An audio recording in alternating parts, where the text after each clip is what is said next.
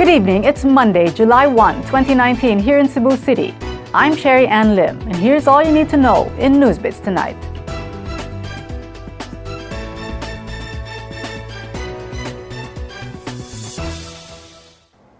The Department of the Interior and Local Government has urged Cebu City Mayor Edgardo Labella to sue former Mayor Tomas Osmeña for stripping the mayor's office of furniture and fixtures last week.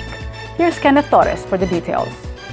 Former Cebu City Mayor Tomas Osmeña may face administrative charges before the Office of the Ombudsman for stripping his office of furniture and fixtures last Thursday night. Department of Interior and Local Government or DILG Secretary Epimaco Densing urged the new mayor Edgardo Labella to charge Osmeña for destroying government properties and for failing to adhere to the agency's order for proper transition of office. The mayor's office, located at the 8th floor executive building of Cebu City Hall, was stripped of fixtures by about 20 people from a construction firm, according to the area security manager Edgardo Ong, and based on CCTV footages. The demolition of Osmeña's office was supervised by the special assistant to the mayor, Raymond Paul Tabuada. Osmeña said he just transformed his office back to its original state. He said his office had no partition back in 2001 and it was a bare concrete. He transformed his office through donations coming from contractors and suppliers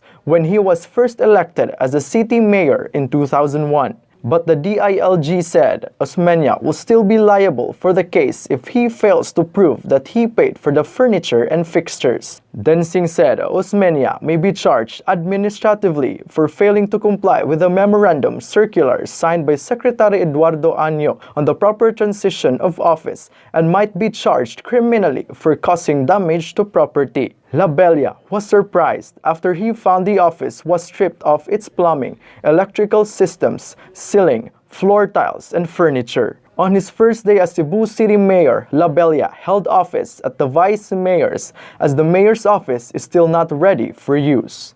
Kenneth Torres, NewsBits Tonight.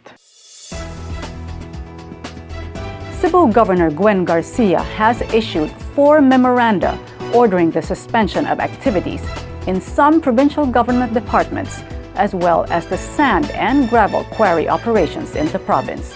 Here's Shari Coronel for the details.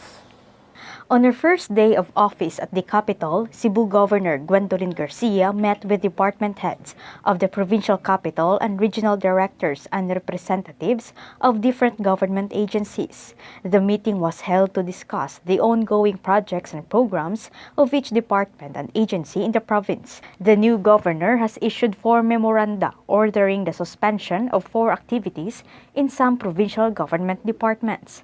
This includes the suspension of any and all work relative to projects that are undertaken by the provincial engineer, as well as to serve notice to all concerned contractors of said suspension.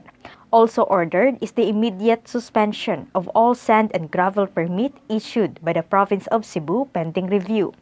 Garcia also directed the recall of capital-issued vehicles such as tourist buses or the Suri-Suri Sugbo buses, police cars, ambulances, and other properties owned by the province. She also visited and inspected the lot where the Provincial Resource Center will be built. The new governor issued an executive order stopping all civil works related to the construction of the 20-story Provincial Resource Center. The Resource Center was a project of Vice Governor Hilario Davide III when he was still the governor. Under Garcia's leadership for the next 3 years, she plans to establish a definitive interlocal government unit solution to Cebu's worsening traffic condition, development of more bulk water supply, and establishment of waste-to-energy facilities for solid waste management. Chari Coronel, NewsBits Tonight. Grab tomorrow's issues of Sunstar Cebu and Super Balita Cebu for more details on this story.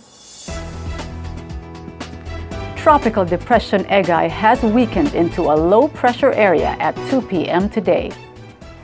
Based on the 5 p.m. Severe Weather Bulletin of the Philippine Atmospheric, Geophysical, and Astronomical Services Administration or PAG-ASA, Egay was located at 190 kilometers east-northeast of Calayan, Cagayan. The weather disturbance is expected to dissipate in the next 24 to 48 hours. Tropical cyclone warning signal number 1, which was earlier hoisted over Batanes and the Babuyan group of islands, has been lifted. However, the southwest monsoon will continue to bring light to moderate with at times heavy monsoon rains over Metro Manila, Central Luzon, Calabarzon, and Mimaropa until tomorrow morning. Cloudy skies with scattered rain showers and thunderstorms will prevail over Visayas and the rest of Luzon. Meanwhile, Pag-asa said Cebu will have temperature of 26 to 32 degrees Celsius tomorrow.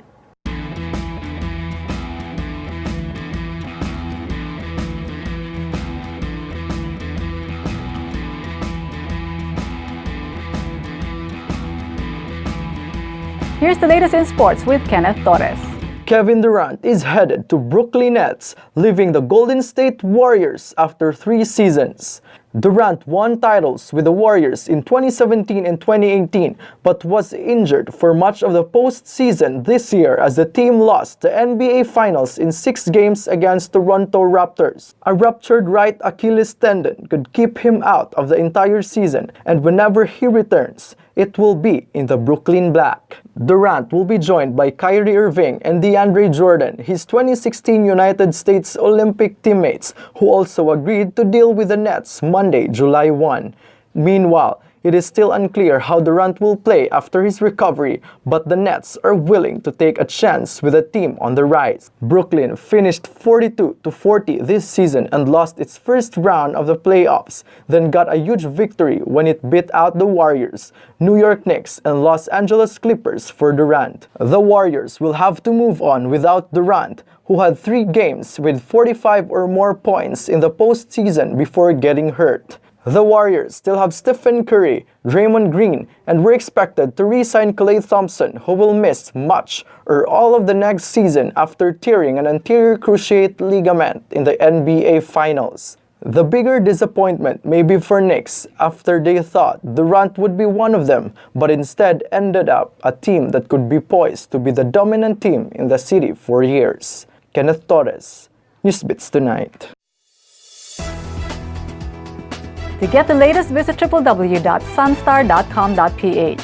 Follow us on our YouTube channel and official social media accounts on Twitter and Facebook. I'm Sherry Ann Lim. Good evening.